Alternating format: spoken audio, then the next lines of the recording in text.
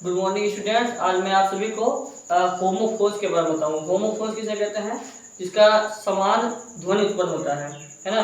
ये ऐसे दो शब्द हैं जिनका ध्वनि सेम हो, जिनका ध्वनि समान एक समान हो और उसके बाद उसका अर्थ अलग अलग हो, उसको हम क्या बोलते हैं? होमोफोन बोलते हैं।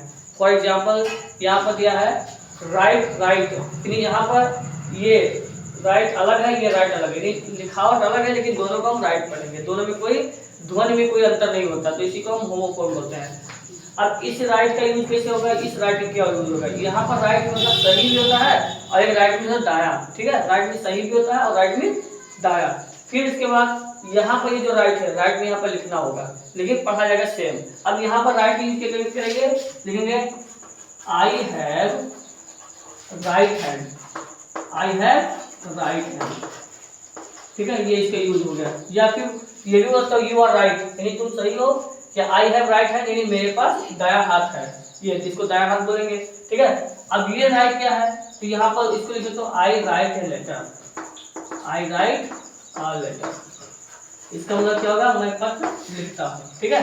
तो यहाँ पर ये राइट अलग हो गया, ये राइट अलग हो गया, तो आई राइट ए लेटर है तो उसको हम समझ जाएंगे कि मैं पत्र लिखता हूँ। और अगर लिखा आई हैव राइट हैंड, मेरे पास दाया हाथ है, यू आर राइट है तो आप सही है ना। तो इससे जो हम सेंटेंस से जो है हम उसको समझ जाएंगे कौन सा राइट होगा और किस राइट का क्या मीनिंग होगा, ठीक है। इसी तरह यहाँ पर लिखा मीट और ये मीट। अब अगर मीट मीट बोलेंगे तो मीट में कंफ्यूजन होता है, मीट में मांस भी होता है और मीट में मिलना भी होता है ना। दोनों का अर्थ सेम मतलब अलग अलग है लेकिन पढ़ा जाएगा सेम, एक जैसा पढ़ा जाएगा। तो ये जो मीट है, मीट में मांस, लिखेंगे द लॉयन एट्स मीट, ठीक है, शेर जो है मांस खाता है, ठीक है।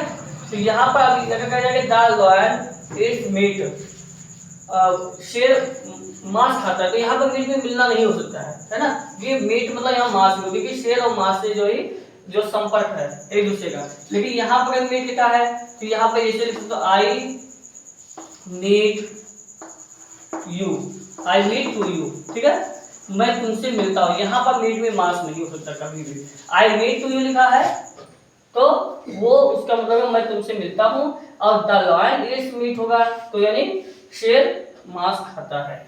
तो दोनों का अर्थ अलग अलग होता है, यूज भी अलग अलग होता है, केवल उसका पढ़ने का तरीका सेम होता है, उसी को हम होमोफोन बोलते हैं। अब इसे यहाँ लिखा सी, ये भी सी लिखा है, ये भी सी लिखा है, तो इस सी में समुद्र होता है, ठीक है, और ये सी में क्या होता है? देखना होता है। क्या होता है? देखना। तो यहाँ पर सी में क्या हो, सी का यूज कैसे होगा? There are many seas in India, in India, यानी भारत में कई समुद्र है, भारत में कई समुद्र। अब यहाँ पर सीज लिखा है तो इसका मतलब समुद्र होगा, यानी भारत में कई सारे क्या है?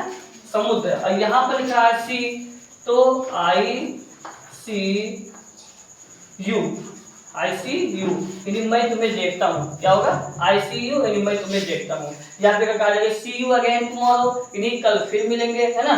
तो मतलब यहाँ पर सी में देखना हो जाएगा और यहाँ पर सी में क्या होगा? समुद्र हो जाएगा, ठीक है। धन्यवाद।